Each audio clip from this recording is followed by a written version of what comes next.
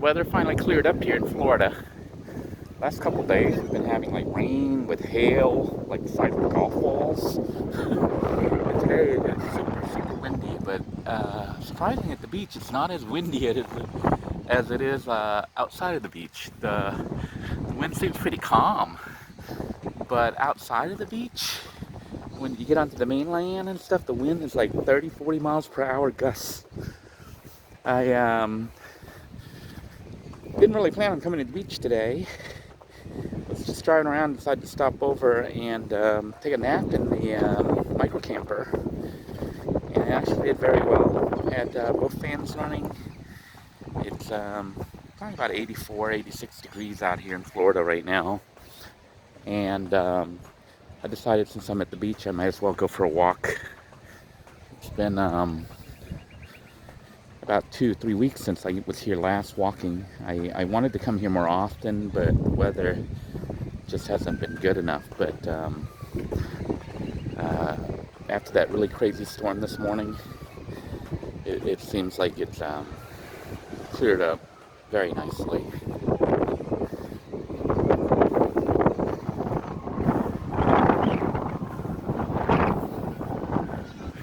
There's a lot of tourists here.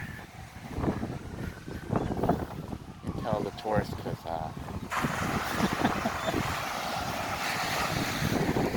they have a certain look about them. But yeah, we're gonna take a walk up to the Cocoa Beach Pier, which is up ahead.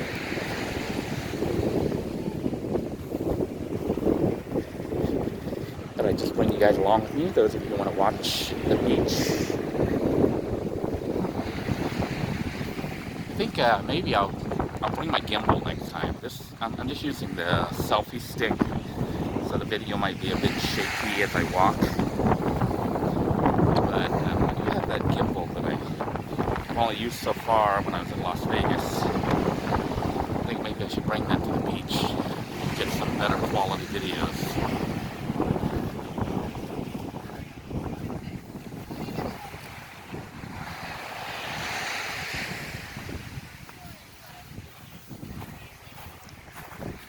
Water looks kind of brownish today, gray, but I'm really shocked at how calm the waves are, considering how windy it was.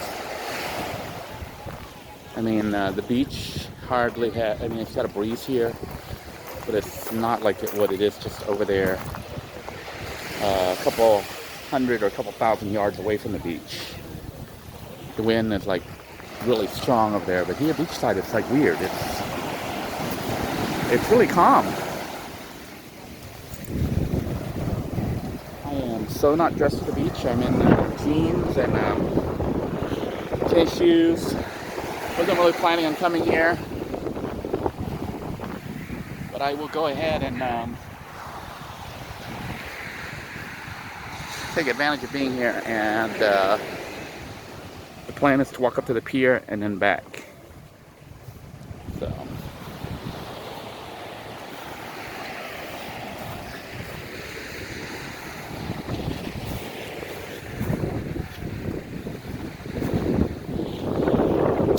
I had a incident. It's not really an incident, it's just something that kind of bothers me about volunteering as well as donating, okay, with agencies and stores. So a lot of times I think like in most workplaces, it's sometimes set up so you can volunteer to help with community activities. But then when you do it, you take what's called volunteer time off. I think, I don't know if my company reimburses me for it or not, but I think it's my own time. So you go and you do something nice for the community, and you're taking time off from work, so you don't get paid. So you're losing money for that day. But then the company gets the recognition for the volunteers. It's like it didn't cost them, well, it cost them you working that day, but you know, they didn't pay you. So that's kind of messed up. It seems like when you volunteer through a company, I think companies should pay you even though you're doing volunteer work. So that way, when they want to claim credit for, community service or whatever, they actually paid for it. But if they just send you out there and you're paying for it with your salary, then it's your time, not the company, but yet the company gets their name and the certificate and all that other stuff. That seems to be the trend in America. And like I just had another incident, it's the same as what they do at Goodwill. And there's a store here called Ollie's, which is like where they have discounted items.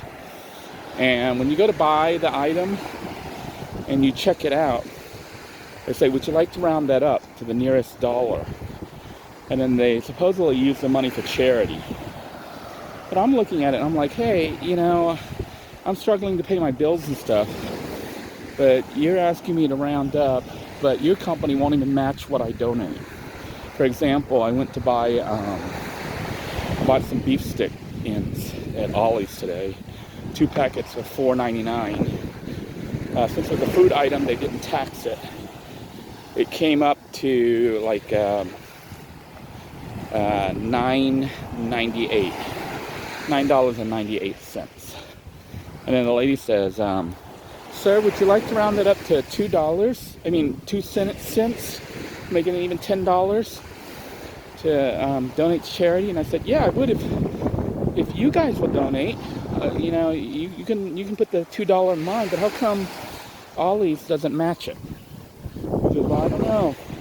I know why. They want the credit for saying that they raised money to help a charity, but they didn't do that. It was the customers.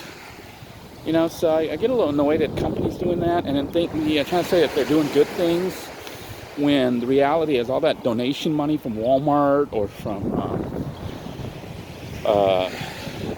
Goodwill or from Dollar Tree or whatever that they take to the charity, I don't think one penny of it is theirs. I think it all belongs to the customers who donated. But the company will brag about how much money they raise for charity. I really think that these companies that make all this money, all this profit, they should at least match or double what the customers donate. Because she said to me, it's only 2 cents. I'm looking at her, I'm like, well, if it's only 2 cents for me, how come it's not only 2 cents for your company to donate to match my donation? And I was starting to look like a male Karen at the checkout line, over 2 pennies, 2 cents. But it's not the 2 cents that's the point, It's the ideal, or the idea of have the customers, try to guilt the customer into donating even like 2 cents or 5 cents or whatever, but your own company that makes a huge profit and is expanding and making new stores everywhere and has been raising the prices of everything, cannot even donate that 2 cents itself. And that's where I have a problem with these organized efforts to help people. I think they just make the company look good, but the company didn't spend a penny on it. It's money from the patrons, not from the company. And I think it's better for people to donate their time personally, volunteer, although we've seen what can happen with that. Sometimes when you go directly to help the homeless, you might put yourself into trouble because some of those homeless people are not stable. So there's a danger in that. I remember one of my viewers saying that they always donate through like organized charities and stuff like that because it keeps weird stuff from happening. Like when I try to help people, and then people accuse me of bad things, or the person you're trying to help, causes trouble personally for you.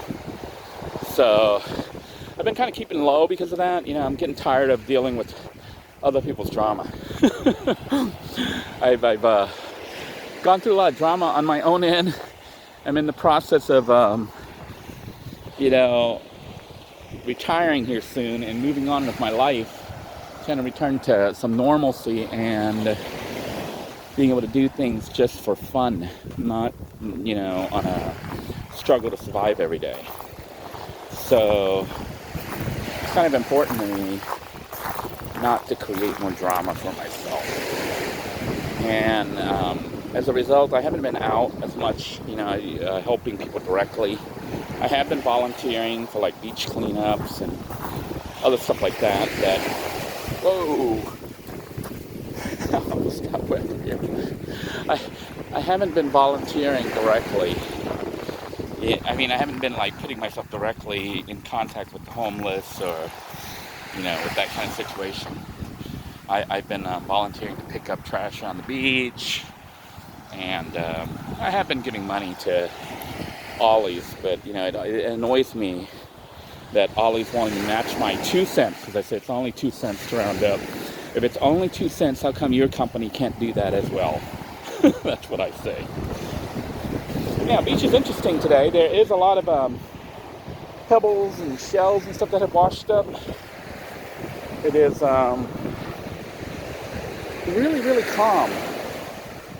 I am just surprised because the last couple of days, like I said, it was like lightning, thunder, and hail. The temperature was like 84 or so, like it is right now. But then when the hail came, it dropped to like 60 degrees. It lowered the air temperature by 25 degrees.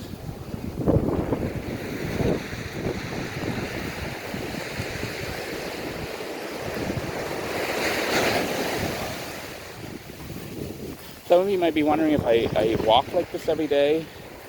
The sad truth is, when I lived in that van, I did this a lot. I walked on the beach almost every day because I slept near the beach, or close enough that I could hop over in 5 minutes and be at the beach. And I used to like waking up to watch the sunrise here in the Atlantic East Coast of the United States. And since I got the house and have a job and stuff, I don't have that opportunity anymore. So, like today I did drive to the beach, but it's usually like a 30-minute, 35-minute drive to get to the beach. And gas prices are kind of outrageous right now. So hard to do that on a daily basis. That's why I took advantage of going ahead and walking on the beach today, even though I'm not dressed for it.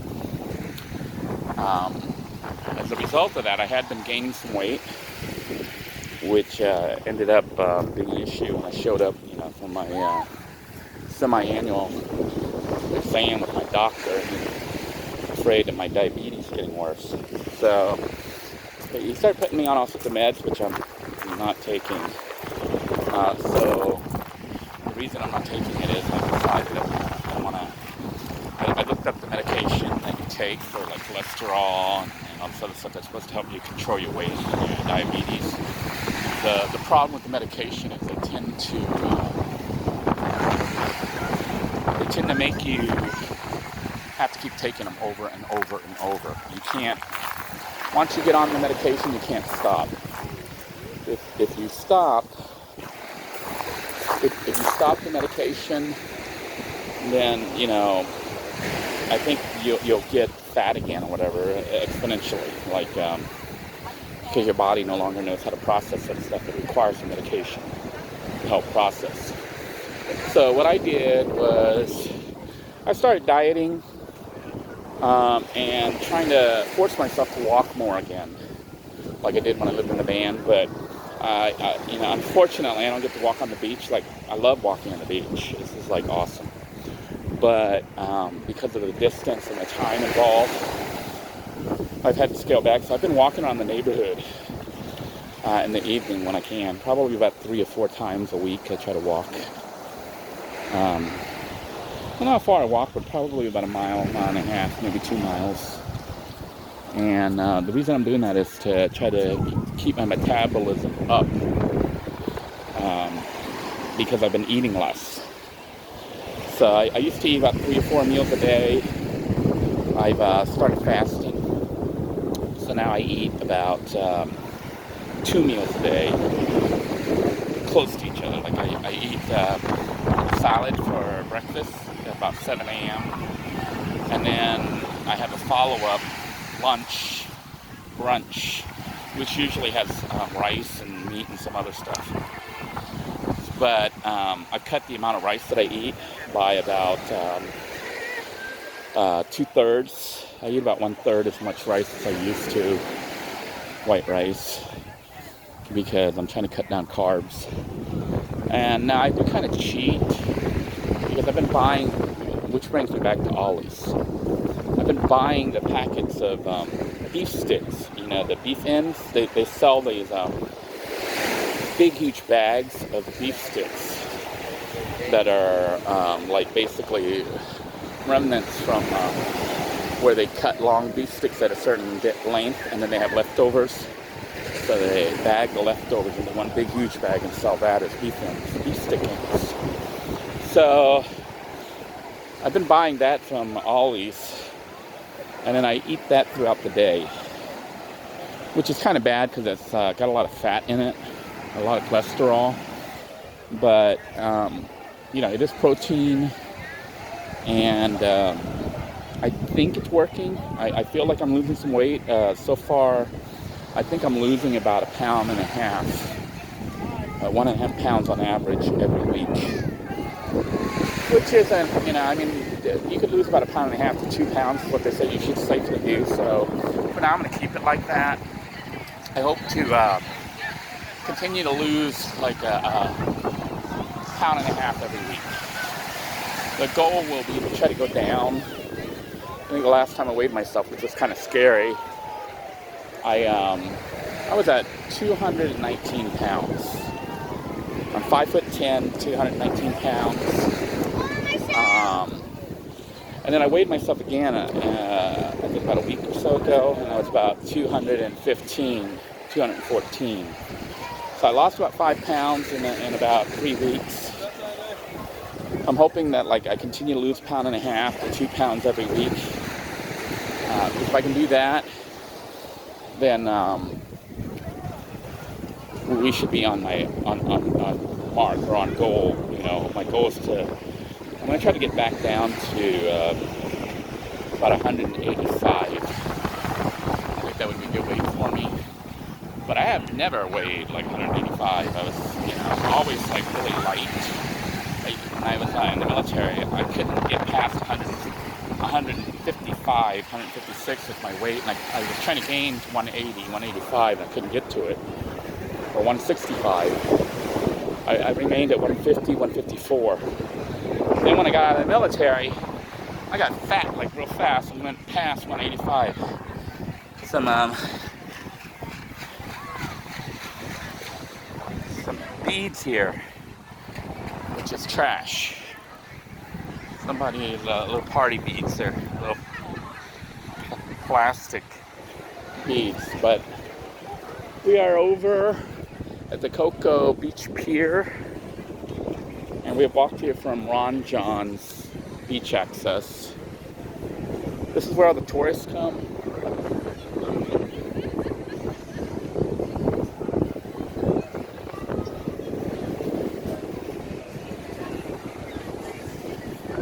I used to come here quite a bit when I was younger to do photo shoots. The pier has makes a nice photo drop background. If you guys ever find yourself here, I will warn you, these white pipes here, they carry sewer water. All the water that comes out from the bathroom, the shops, and the restaurants. And sometimes they leak. So you kind of want to, you really don't want to hang out under the pier under one of these pipes. Because if it's dripping on you, it's probably dripping sewer water. Let's walk around the pier here a little bit.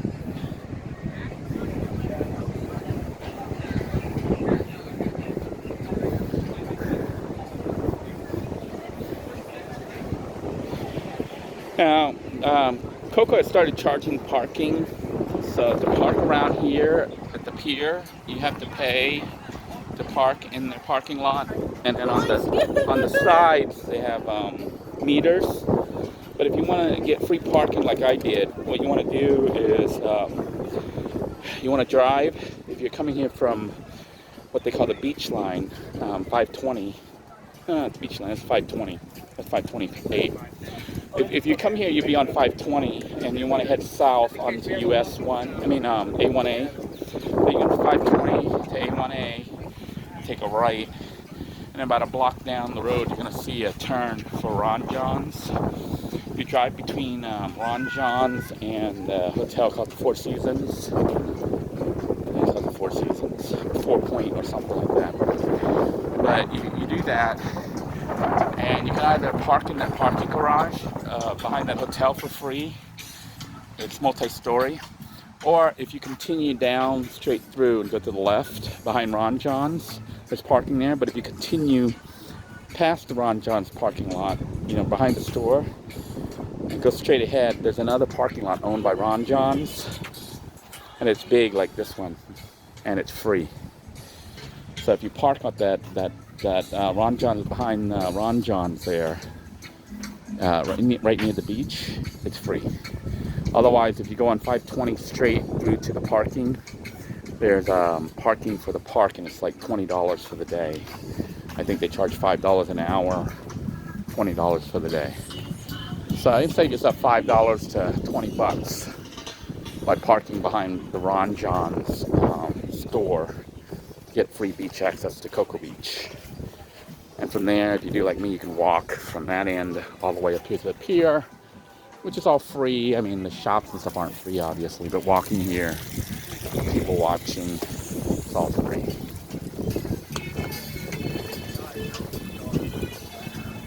Not that busy today. It is Sunday, and not that many people here. I think mostly people here on Saturdays. Class 2. They have redone the bathrooms, I think. I'm gonna get rid of these beads. I don't feel like keeping a bunch of plastic beads. We got restaurants on the end over there, but then on the side here, you can come out and watch people.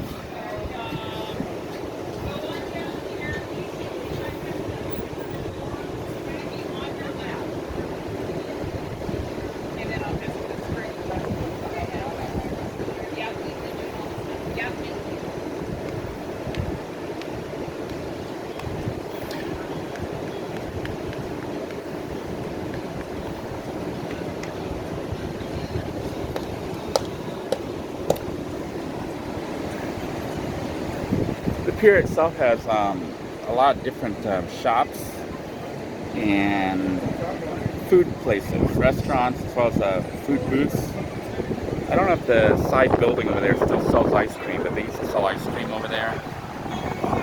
I think this is owned by the Marriott.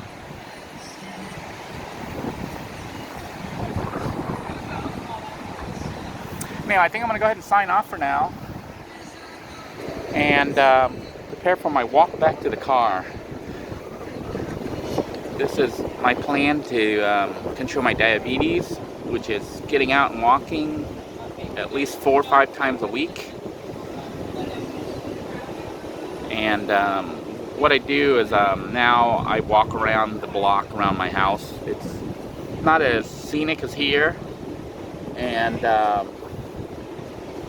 also I think it's dangerous potentially in my neighborhood.